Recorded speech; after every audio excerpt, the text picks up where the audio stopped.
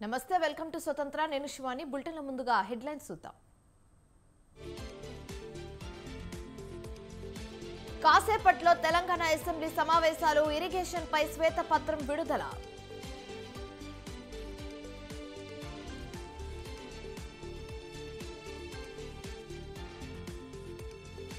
ఏడు చంద్రబాబు బెయిల్ రద్దు పిటిషన్ పై సుప్రీంకోర్టులో విచారణ. స్కిల్ కేసులో బెయిల్ రద్దు చేయాలంటూ సిఐడి పిటిషన్.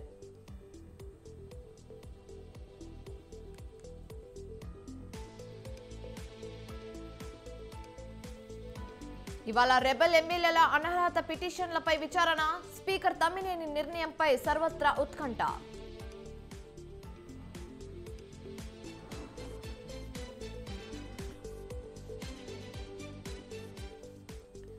మూడో రోజు బండి సంజయ్ పాదయాత్ర.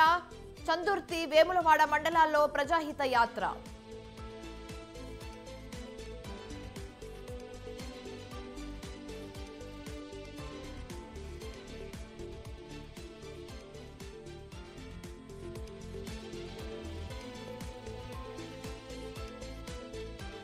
రేపు అన్నదాతల ఢిల్లీ చలో మార్చ్ కు పిలుపు. రాజధాని సరిహద్దుల్లో భద్రత కట్టుదిట్టాం.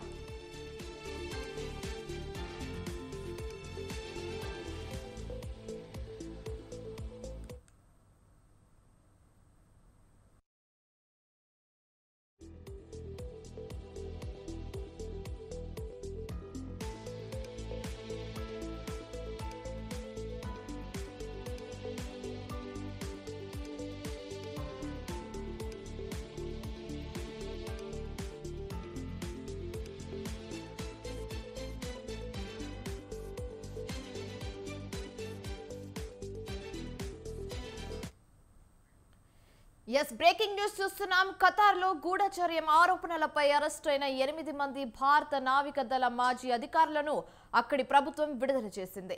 18 నెలలుగా వీరి అక్కడ జైల్లో ఉన్నారు. వీరికి సంబంధించి మరణదండనను ఇప్పటికే న్యాయస్థానం జైలు శిక్షగా మార్చింది. తాజాగా దాని నుంచి కూడా విముక్తి కల్పించింది అండ్ అలాగే భారత్కు అప్పగించింది. 7 ఇప్పటికే ఢిల్లీకి చేరుకున్నారు. ఖతార్ నిర్ణయాన్ని భారత ప్రభుత్వం స్వాగతించింది.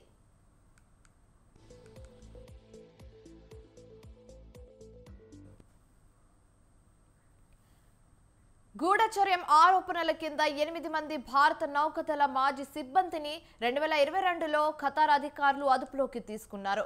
వారిలో కెప్టెన్ సౌరభ్ వశిష్ఠ్, నవతేజ్ గిల్, కమాండర్లు బీరేంద్ర కుమార్ వర్మ, పురేందు తివారీ, సుగుణాకర్ పాకల, సంజీవ్ గుప్తా, అమిత్ నాగ్పాల్, సేలర్ రాజేష్ ఉన్నారు. వీరిలో సుగుణాకర్ విశాఖవాసి.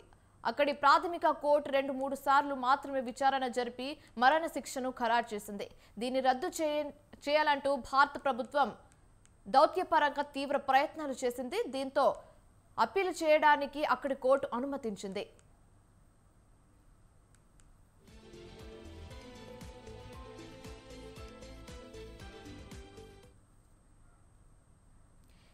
ఎట్టకేలకు పూర్తి విచారణ జరిపిన న్యాయస్థానం మరణదండనను జైలు శిక్షగా మారుస్తూ 2023 డిసెంబర్ 28న తీర్పునిచ్చింది. దీన్ని కూడా అప్పీలు చేసుకునేందుకు 60 రోజుల గడువిచ్చింది. దీంతో అందుబాటులో ఉన్న అన్ని న్యాయవర్గాలను వినియోగించుకున్న మన విదేశాంగ శాఖ వారి విడుదలకు విశేష కృషి చేసింది. అవన్నీ ఫలించి ఈరోజు వారు స్వదేశానికి చేరుకోవడం భారత్ దౌత్యపరంగా గొప్ప విజయం లభించినట్లయింది.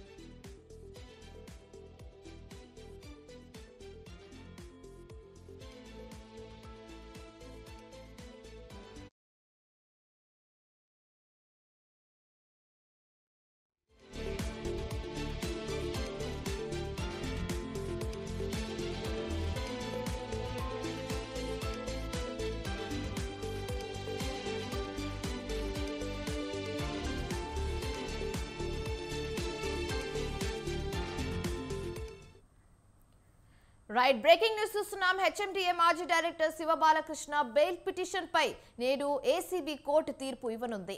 బెయిల్ మంజూరు చేయాలని శివ బాలకృష్ణ పిటిషన్ పై ఇప్పటికే వాదనలు ముగిశాయి. శివ బాలకృష్ణకు బెయిల్ మంజూరు చేయవద్దంటూ ఏసీబీ అధికారులు కౌంటర్ పిటిషన్ చేశారు.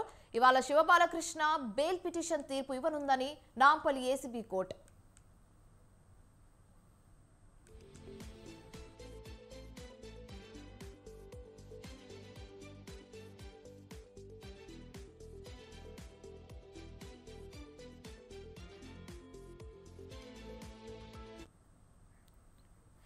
హెచ్ఎండిఏ మాజీ director Shiva Balakrishna bail petition పై నేడు ఏసీబీ కోర్టు తీర్పు ఇవ్వనుంది.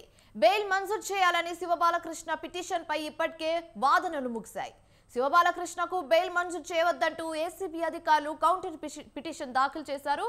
ఇవాళ శివ బాలకృష్ణ బెయిల్ పిటిషన్ పై తీర్పు ఇవ్వనుంది Nampally ACB court.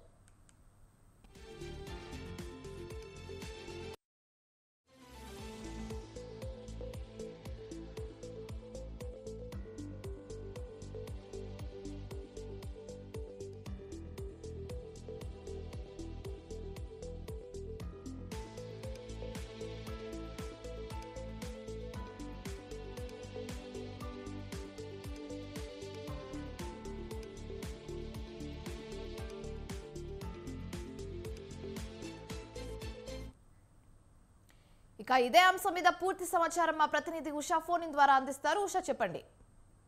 Shivani, HMDA మాజీ డైరెక్టర్ శివ బాలకృష్ణకు బెయిల్ సంబంధించి నాంపల్లి ఏసీబీ కోర్టులో ఈ రోజు తీర్పు ఇవ్వనుంది. ప్రస్తుతం చూసుకున్నట్టయితే బెయిల్ మంజూరు చేయాలని శివ బాలకృష్ణ తరపు న్యాయవాదులు అయితే పిటిషన్ వేశారు. ఇప్పటికే చూసుకున్నట్టయితే వాదనలు ముగిశాయి. శివ బాలకృష్ణ బెయిల్ మంజూరు చేయొద్దంటూ కౌంటర్ పిటిషన్ ఏసీబీ తరపు అధికారులు కూడా దాఖలు చేశారు. నేడు శివ బాలకృష్ణ బెయిల్ పిటిషన్ పై నాంపల్లి ఏసీబీ కోర్టులో తీర్పు ఇవ్వనున్నారు. మొత్తం మీద ఆదాయానికి మించినటువంటి ఆస్తుల కేసులో శివ బాలకృష్ణ చుట్టూ కూడా చాలా మంది బడాబాబులు, అలాగే పెద్ద పెద్ద స్థాయిలో మాజీలు, ఐఏఎస్లు, అలాగే చాలా మంది ఇన్వాల్వ్ అయి ఉన్నారు అన్న కోణంలోనే ఏసీబీ అధికారులు ఇతనికి బెయిల్ మంజూరు చేయకూడదు అన్న కోణంలోనే వాదన వినిపించబోతున్నారు. ప్రస్తుతం చెంచల్గూడ జైల్లో ఉన్నటువంటి శివ బాలకృష్ణ ఈ రోజు బెయిల్ కి సంబంధించి తనకి అనుకూలంగా వస్తుందా లేదా ప్రతికూలంగా వస్తుందా, అలాగే మరోవైపు చూసుకున్నట్టయితే ప్రభుత్వానికి ఇప్పటికే కన్ఫెషన్ స్టేట్మెంట్ లో సంబంధించినటువంటి అభ్యర్థులు ఎవరైతే ఉన్నారో, శివ బాలకృష్ణ ఇచ్చినటువంటి స్టేట్మెంట్ లో ఉన్నటువంటి ఆఫీసర్స్ ఎవరైతే ఉన్నారో వారిని కూడా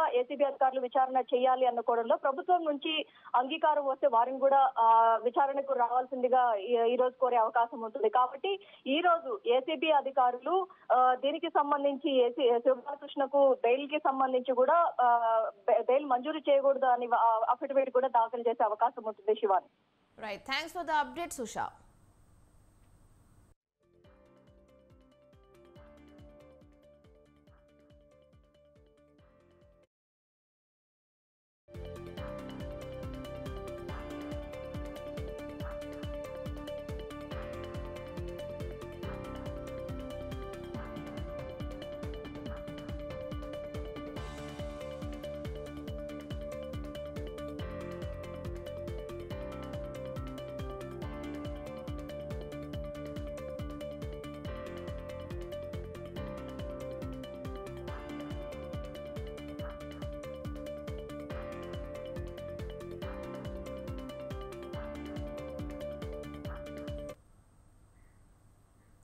పార్లమెంట్ ఎన్నికలపై తెలంగాణ బీజేపీ ఫోకస్ చేసింది. నేడు బీజేపీ రాష్ట్ర కార్యాలయంలో పార్టీ రాష్ట్ర అధ్యక్షుడు కిషన్ రెడ్డి అధ్యక్షతన ఎన్నికల కమిటీ భేటీ కానుంది. పార్లమెంట్ అభ్యర్థుల ఎంపికపై కసరత్తు చేయనుంది. విజయ సంకల్ప ఈ నెల 21 నుంచి మార్చి 1 వరకు 5 బస్సు యాత్రలను చేపట్టనుంది. మార్చి 4న ప్రధాని నరేంద్ర మోదీ రాష్ట్రానికి రానున్నారు. అయితే బస్సు యాత్రలను సక్సెస్ చేయడానికి, అలాగే ప్రధానమంత్రి నరేంద్ర మోదీ సభను విజయవంతం చేయాలని ఎన్నికల కమిటీ సమావేశంలో చర్చించనున్నారు. మోదీ సభతో పాటు తెలంగాణలో అమిత్ షా, జేపీ నడ్డా సభలకు బీజేపీ పెద్ద ఎత్తున ప్లాన్ చేస్తుంది.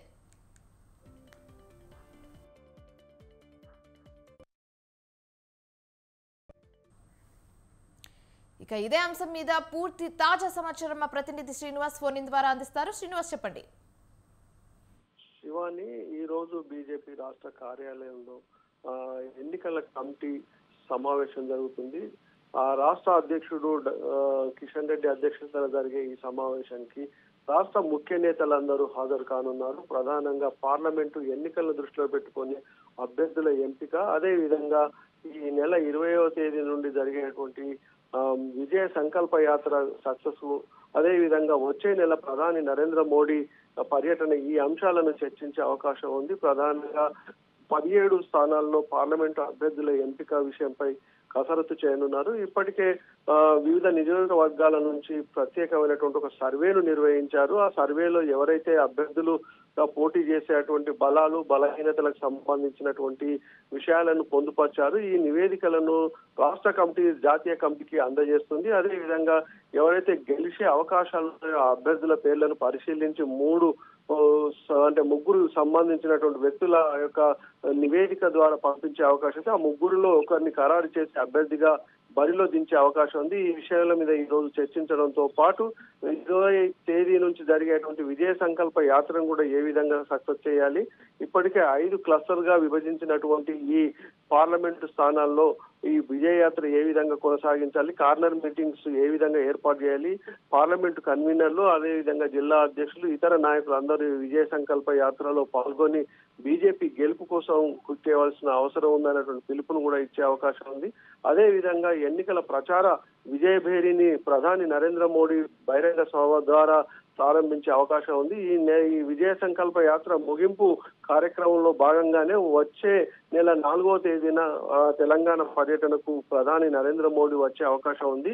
అయితే ఈ బహిరంగ సభ ఏ ప్రాంతంలో పెట్టాలి అంటే ఉత్తర తెలంగాణలో, లేదంటే దక్షిణ తెలంగాణలో, లేదంటే రాజధాని అయినటువంటి హైదరాబాద్ లో ఏర్పాటు చేయాలన్నటువంటి విషయాన్ని కూడా ఈ రోజు జరిగే సమావేశంలో చర్చించనున్నారు. ప్రధానంగా ప్రధానమంత్రి నరేంద్ర మోడీ విజయ సంకల్ప యాత్ర సందర్భంగా ముగిసే సమయాన్ని బట్టి ఎక్కడ ఏర్పాటు చేయాలనేటువంటి ఆ విజయ సంకల్ప యాత్రకు జన సమీకరణ విషయంలో కూడా చర్చించే అవకాశం ఉంది. ప్రధానంగా రానున్న పార్లమెంటు ఎన్నికల్లో బీజేపీ పెట్టుకున్నటువంటి టార్గెట్ 10 స్థానాలలో బీజేపీ అభ్యర్థులను గెలుపు కోసం కృషి చేయవలసిన అవసరం ఉంది. దాన్నే ఈ రోజు చర్చించడంతో పాటు అభ్యర్థుల ఖరారు విషయం మీద కూడా చివరి నివేదికను కూడా రాష్ట్ర కమిటీ జాతీయ కమిటీకి అందజేసే అవకాశం, మొత్తంగా ఈ రోజు సమావేశంలో కీలక నిర్ణయాలు తీసుకునే అవకాశం ఉందని చెప్పవచ్చు. నిత్య.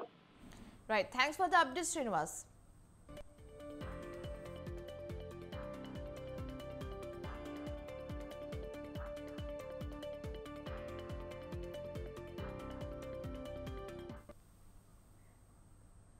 పశ్చిమ గోదావరి జిల్లా ఆచంట నియోజకవర్గ అధికార వైసీపీలో అసమ్మతి భగ్గుమంది. మాజీ మంత్రి స్థానిక ఎమ్మెల్యే చెరుకువాడ శ్రీ రంగనాథు రాజుపై తిరుగుబాటు బావుట ఎగురవేశారు అసమ్మతి నేతలు. పెనుకొండ మండలం సిద్ధాంతంలో నియోజకవర్గ స్థాయి సమావేశాలు ఏర్పాటు చేసి రంగనాథరాజు వైఖరిపై బాహాటంగా విమర్శనాస్త్రాలు సంధించారు. అయితే 4 మండలాల నుండి అసమ్మతి నేతలు ఈ సమావేశానికి హాజరయ్యారు. ఎమ్మెల్యేని ఒక నటుడిగా పోల్చారు. పార్టీ మరోమారు ఆయనకు టికెట్ ఇస్తే రానున్న రోజుల్లో ఓటుతో తగిన గుణపాఠం చెప్తామని హెచ్చరించారు.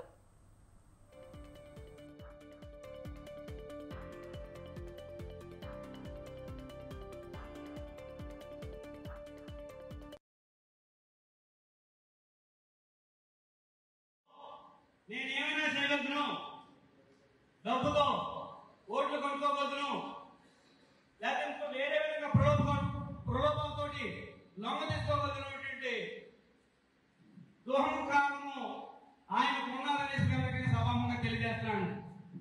డబ్బుంటే ఈ ప్రజాస్వామ్య దేశంలో రిలయన్స్ అంబానీ, టాటా, అదాని వీళ్ళందరూ ఏనాడో ప్రధానమంత్రి ముఖ్యమంత్రి అవ్వాలనేసి సభాముఖంగా తెలియజేస్తానండి. వాళ్ళ డబ్బు పనిచేయకే ఏనాడు వాళ్ళ శాసనసభలకు కానీ అసెంబ్లీకి వెళ్ళలేదు. మీ డబ్బు చూసి ఎవడో ఓటేది లాటంట్లో జగన్ గారు మొఖం చూసి మీకు ఓటేసారని అటువంటి మీరు లేదా జగన్ గారు చూసుకోవడం మీకు ఓటు వేయకూడదనే పరిస్థితి తీసుకొచ్చారనేసి మీకు సభాముఖంగా తెలియజేస్తానండి. డబ్బుతో నేను ఏమైనా చేయగలుగుతాను, డబ్బుతో ఓట్లు కొనుక్కోగలుగుతాను. నిర్మల్ జిల్లా తానూరు మండలంలో వర్షం పడింది. వడగళ్ల వర్షానికి లోతట్టు ప్రాంతాలు జలమయమయ్యాయి. అకాల వర్షం రైతుల్ని నష్టపరిచింది. వడగళ్లతో కూడిన వర్షం కురవడంతో కోలూరు, ముగిలి, మసలల్గా తండా, కోలూరు తండా గ్రామాల్లోని సోయా, జొన్న, మొక్కజొన్న శనగ పంటలు దెబ్బతిన్నాయి. దీంతో రైతులు లబోదిబమంటున్నారు. తమను ప్రభుత్వమే ఆదుకోవాలని కోరుతున్నారు.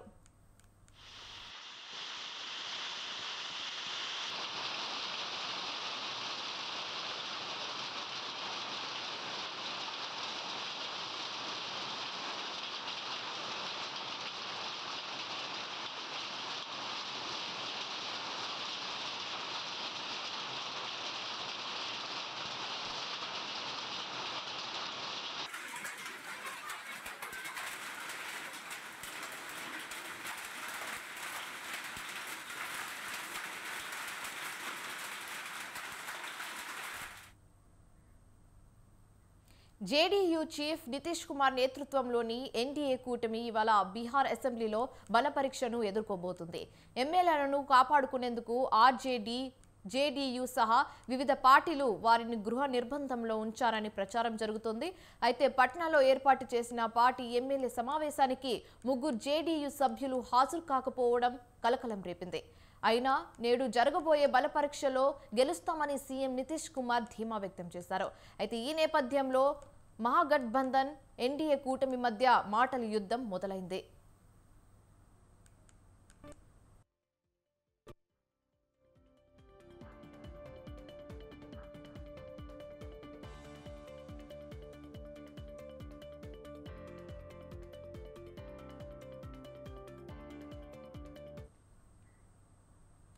ఇవి ఇప్పటి వరకు ఉన్న updates. For more updates keep watching స్వతంత్ర.